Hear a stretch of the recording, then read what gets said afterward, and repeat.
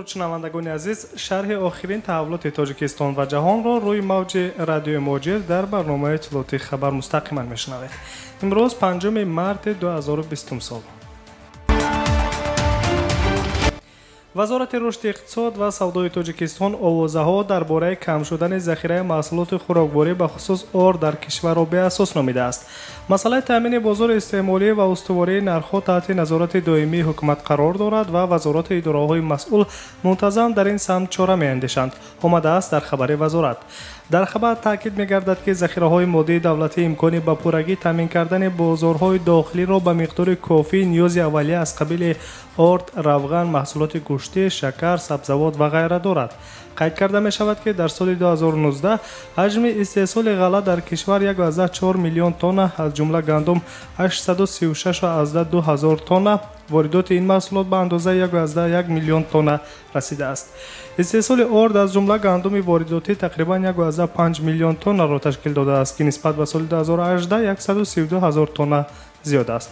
استحصال گوشت و محصولات گوشتی در سال گذشته به اندازه 168.3 هزار تن اجرا گردیده است که نسبت به سال 2018 11 هزار تن زیاد است.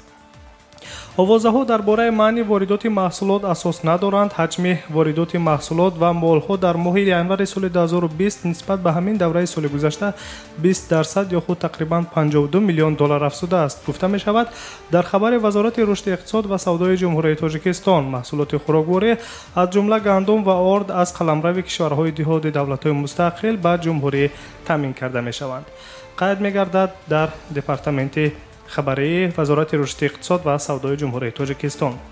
در این خبر تاکید می‌گردد که تنها 0.3% واردات محصولات خوراکباری از چین به تاجیکستان راست می‌آید که وارد نگردیدن آن چیزی را تغییر نمی‌دهد و امروز حکومت قادر است که به پورگی بازارهای داخلی را از حساب ذخیره‌های مادی دولتی با محصولات تامین کند.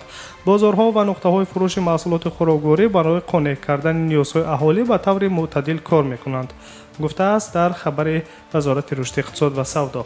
همچنین وزارت رشد اقتصاد و سودای جمهوری تاجیکستان از ساکنان کشور درخواسته است که به آوازه‌های بی اساس و فریبی که برخی از صاحبکاران منفعت‌دار قناعتمندند دچار نشوند و از خرید محصولات برزیاد از احتیاج خود خریداری کنند.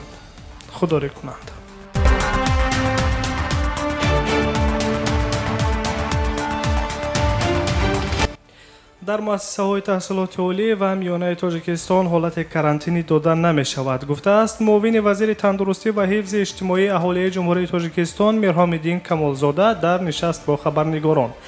قید گردیده است که در مکتب‌ها، کالج‌ها و دانشگاه‌ها با توصیه طبیبان منتظم معاینه طبی دانشجویان و خوانندگان گذرانیده می‌شود. اینچنین برای پدر و مادران مشورت‌ها نیز داده می‌شوند. کودکانی که تب بلند و یا شکایت از بیماری‌های راهی نفس دارند، طبیبان آنها را از تشریف به مؤسسه‌های تعلیمی آزاد می‌کنند و تحت تشخیص پرره قرار می‌گیرند. وزارت تندرستی اینچنین به مکتب‌ها و دانشگاه‌ها امر داده است که حرارت سنج را برای چین کردن حرارت بدن خوانندگان و دانشجویان خریداری کرده مورد استفاده قرار دهد.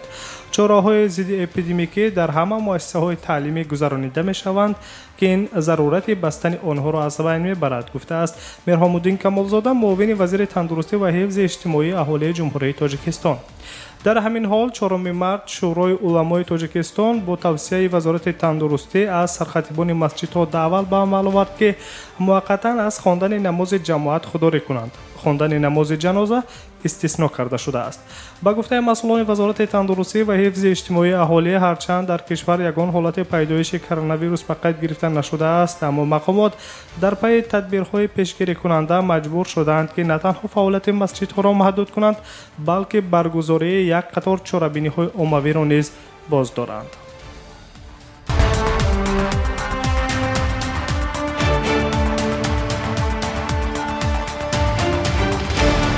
می‌گذاریم به خبرهای دیگر. سمیت سران کشورهای اعضای سازمان عهدنامه امنیت دسته‌جمعی ماه دکبر سال روان در مسکو برگزار می‌گردد. گفته است دبیر کل سازمان این امنیت همکاری دسته‌جمعی استانیسلاف زاس. санаи дақиқи баргузории ҳамоиши сарони кишварҳои узви созмони аҳдномаи амнияти дастаҷамӣ ҳанӯз мувофиқа нашудааст. имсол Федератсияи Русия раёсати созмони аҳдномаи амнияти дастаҷамиро сарварӣ мекунад ва бинобар ин ҳамоиши сарони давлатҳо дар Москав баргузор мешавад, гуфтааст котиби генералии ин созмон. Саммити қаблии сарони давлатҳои аъзои созмони аҳдномаи амнияти дастаҷамӣ моҳи ноябри соли гузашта дар Бишкеки Қирғизистон баргузор шуда буд. созмони аҳдномаи амнияти дастаҷамӣ як созмони минтақавии байналмилалӣ буда самти фаъолияташ ба таҳкими сулҳ, амният ва суботи байналмилалӣ ва минтақавӣ, ҳифзи тамомияти арзӣ ва соҳибихтиёрии давлатҳои аъзо равона гардидааст. Ба ин созмон Арманистон, Беларус, Қазоқистон, Қирғизистон, Русия ва Тоҷикистон шомиланд.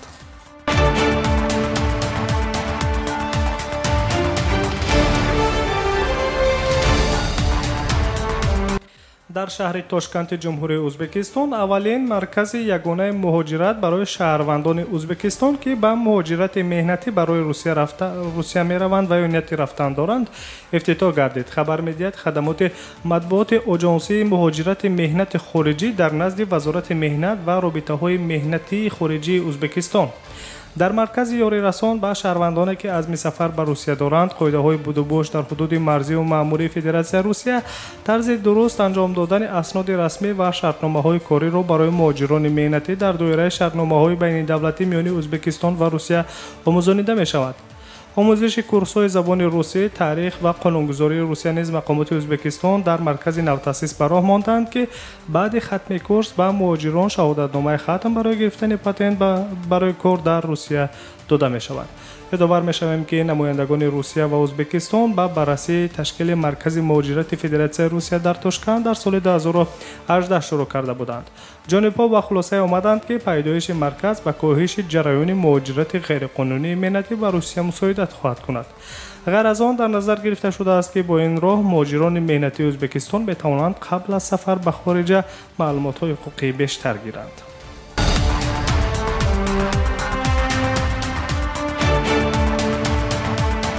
خبرهای روز را مستقیما روی موج رادیوی موجر شنیده ایستادید.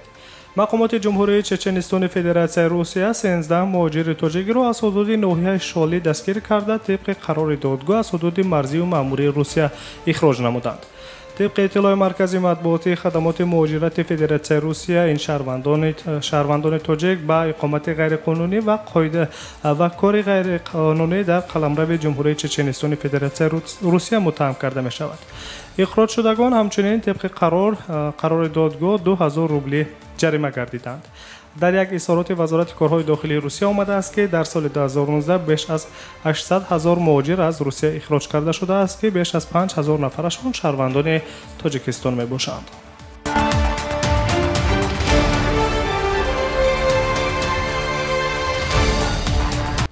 در ولایت رستاف لبیدون روسیه کارمندان مقامات حفظ حقوق اعضای جنایتپیشه تروریستی را تحت سروری یک شهروند جمهوری اسلامی افغانستان دستگیر کردند. خبر می‌دهد مرکز مطبوعاتی خدمات فدرالی امنیتی روسیه شهروند افغانستان که از اون نام برده نمی شود همراه با چند شریکش ساکنان ولایت رستاف روسیه را به صف سازمان‌های جنایتی و تروریستی جلب می‌کردند. اعضای گروه جنایتپیشه در یک خانه اجاره‌ای در شهر رستاف نقشه‌های خود را جهت جلب ساکنان محلی به عمل‌های تروریستی تحریزی می‌کردند. آمده است در خبر خدمات امنیتی روسیه. گفته می شود که یک نفر اعضای گروه جنایتپیشه که شهروند افغانستان بوده است پیش از روسیه اخراج شده به وطنش استرداد شده است، ولی نام و نسب خود را تغییر داده با شناسنامه نو به روسیه برگشته است.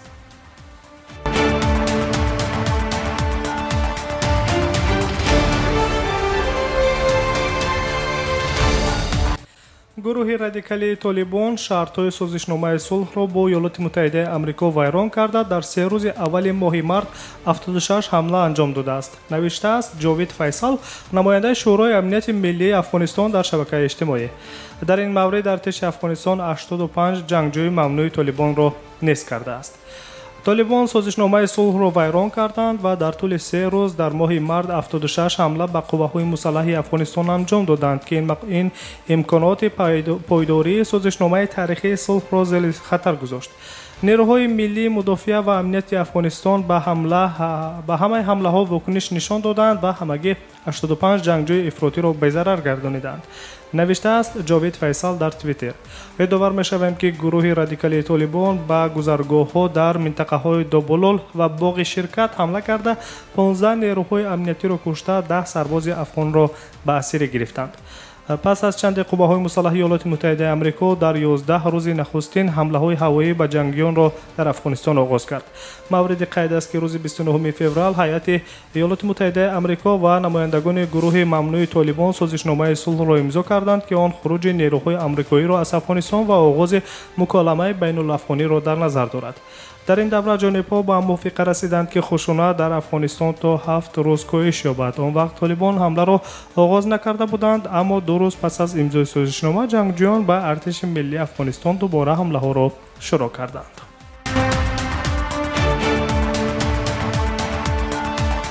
شنوندگان عزیز، در آخر نشر خبری توجه نمایید به یک اعلان. شام جمعه 6 مارس ساعت 18 به وقت مسکو در استودیو مرکزی رادیو مهاجر پخش مستقیم برنامه حقوق شما با اشتراک حقوقشناسان ساحه مهاجر دایر می‌گردد. شما می‌توانید سوال‌های خود را وابسته به حالت گرفتن منزل اقامتی، بود و باش در قلمرو فدراسیون روسیه به رسمیت ضروری حجت‌ها طبق طلبات قانونگذاری مهنت به کار درآمدن و از کار خارج گشتن، گرفتن مزد مهنت از کارفرما و یا کاردهنده، حمایت خود در مقامات سعودی مناسبت با پلیس هنگام واخوردن و یا مراجعت و گذشتن خط سرحدی دولتی و رادیو مهاجر طریق SMS پیامک در شبکه‌های اجتماعی فیسبوک، اینستاگرام، ایمو، کانتاکت و در واتساپ با شماره 8965 151 0410 8967 111 5646 سال خود را بفرستید و در جریان برنامه که با پخش مستقیم دایر می‌گردد زنگ زده با سوال‌های خود جواب‌های مشخص گیرید. فراموش نسازید پخش مستقیم برنامه حقوق شما شام جمعه 6 مارس در استودیو مرکزی رادیو مهاجر ساعت 18 آغاز می‌گردد.